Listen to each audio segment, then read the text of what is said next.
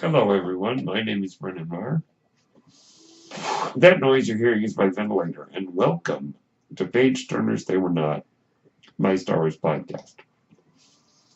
Today we're going to continue cataloging the planets in the Star Wars films. And now we go to the movie Solo, a Star Wars story.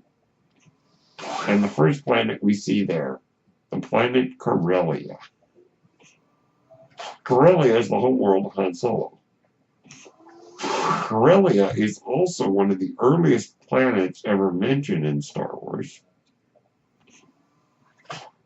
or at least the word Corellian. You may recall that Han Solo says to Luke and Obi-Wan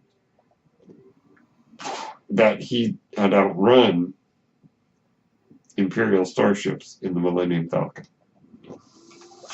And then he said, not the local bulk cruisers, mind you. Actually, I think I'm phrasing it wrong. He says, not the local bulk freighters, mind you. I'm talking the big Corellian ships. So what he's referring to there is Star Destroyers, which are built at Corellia, or at least are Corellian in design. So the planet, it was mentioned all the way back in A New Hope. And Corellia has established itself in the Star Wars canon. In Star Wars Legends, of course, there's a lot of books. The Corellian trilogy, which I've read, about Han Solo's crazy cousin becoming the dictator of Corellia. It's a pretty wild story. But in canon, we first saw the planet in Solo, a Star Wars story. And what we see is definitely not very appealing. It's an industrial center where the ships are being built. It has these shipyards, and so it's very industrial. It's very artificial, a lot of metal, particularly the areas. I find the design very interesting in that the shipyard areas where Han Solo is being chased in his speeder are built on the water. I thought that's very, very interesting visually. So let's get into a bit of the story. What happens on Corellia?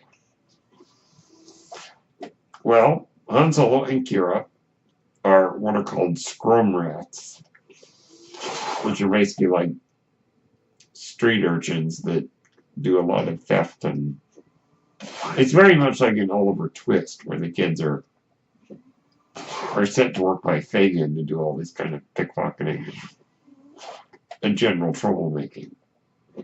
Han and Kira are part of the one particular organization whose name escapes me, under the command of Lady Proxima, who's a big centipede-like snake creature, I guess. And so they're set to work. But Han basically decides he's had enough. And so, hopping in the speeder that he stole, he and Kira head off to escape this life of crime that they don't want to be part of. The organization they belong to are called the White Worms, and they operated in Coronet City, which is the capital of Corellia, I should say. I was about to say Coruscant, but Corellia. Han and Kira then lead a desperate escape, and they manage to get away to the Coronet spaceport. But Han was able to get through and get off the planet, but Kira was caught by the minions of Lady Proxima. So Han decided to join the Empire so that he could come back and rescue Kira. This, of course, leads him to the war on Minban. So we see that the Empire rules Corellia, but they don't seem to be overly concerned with the rampant crime and with crime lords like Lady Proxima and her minions. You notice that the Imperials are completely fine with letting Lady Proxima's minions walk around the spaceport and kidnap people, like Kira. So it's definitely not a pleasant place, at least where Han lives, being under the thumb of the Empire. Also, as I mentioned, it's very industrial. But what we do learn on Wikipedia is that Corellia also has a lot of forests and rivers and oceans, and so I'm sure that would be a very nice place to live somewhere else on Corellia. Like all things, I enjoy urban settings sometimes, but I prefer more rural. Like, I live in one of the largest cities in the United States, but I actually live right near the foothills, which are home to a lot of wildlife, and there's a lot of grass and a lot of life. And I'm glad that I don't live in the center of my city. So if I were to live on Corellia, I would want to live somewhere more remote. Somewhere a little bit more where urban meets rural, or something to that effect. But I don't think I'd be comfortable living under the thumb of the Empire. It would probably be a situation of, if I don't bother them, they won't bother me. But if they decide that they want to cause trouble, I can't really do much about it. But definitely not a planet I would want to live on. What else can be said about Corellia?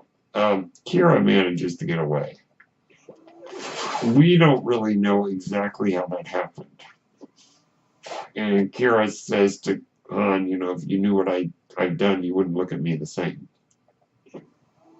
Now, some people think that this story needs to be told. I don't agree. I think Star Wars is fun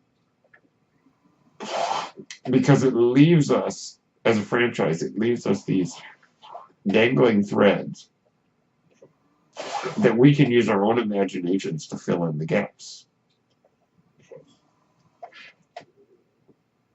So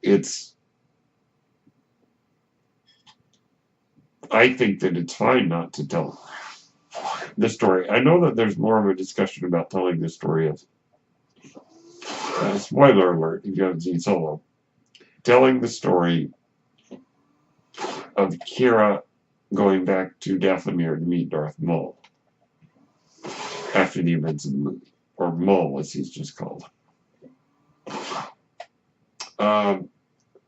That is a fascinating idea of exploring more of the character of Kira, but for the moment, I'm fine without those gaps being filled in. Nonetheless, we know that Kira escapes and eventually ends up in the employ of Dryden Voss, where she reunites with Han after Han and Beckett return to Dryden Voss's yacht on Vandor, which is the planet we will be discussing next week. So it was really fun, I think, on screen to finally get to see Corellia, because it had been mentioned as far back as 1977. And there was a lot of media about it in the Legends, but it was great to see it in canon and actually get to see it visually. And I really liked the look. I really liked the look of Corellia during those scenes, and I loved the chase. The chase to Corellia is great. Great music, great action. So a very important planet in the context of Star Wars, I'm glad we got to see it. A fascinating sort of world of being ruled by the Empire, yet allowing these troublesome groups of thieves and pickpockets to operate. Crime lords. It's very much, as I said, like Oliver Twist. Like something out of Charles Dickens, which is, I believe, what they were going for. Very much like all the kids working for Fagin in Oliver Twist is like the scrum rats working for Lady Proxima on Corellia. A fascinating place. Yet again, wouldn't want to live there. But a great addition to Star Wars. And I hope we get to see more of it in the future. So those are my thoughts on the planet Corellia. My name is Brendan Marr. That noise you're hearing is my ventilator, and thank you for tuning in to Page Turners They Were Not, my Star Wars podcast. May the Force be with you.